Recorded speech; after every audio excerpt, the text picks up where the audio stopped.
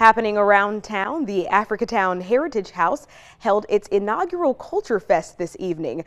WKRG News 5 Jeremy Jones shows us how the event showcases Black culture and helps preserve Black history.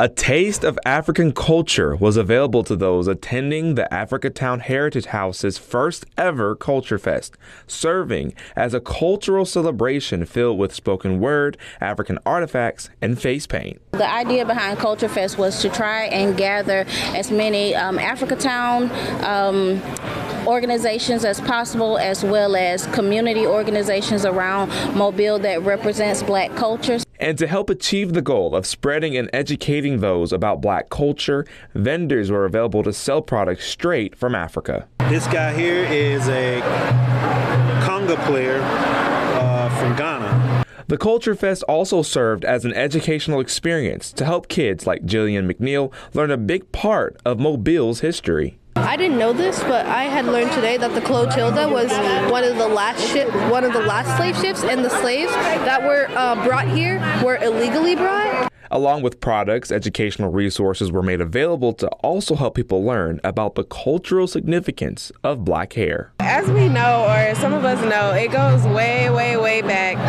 to when it was literally used to get us out of, exactly. So it was freedom, essentially. People attending the Culture Fest say it's events like these that help keep Black history alive. I think it's important for us to keep creating genuine Black art, keep our culture alive, just because other people take inspiration from it.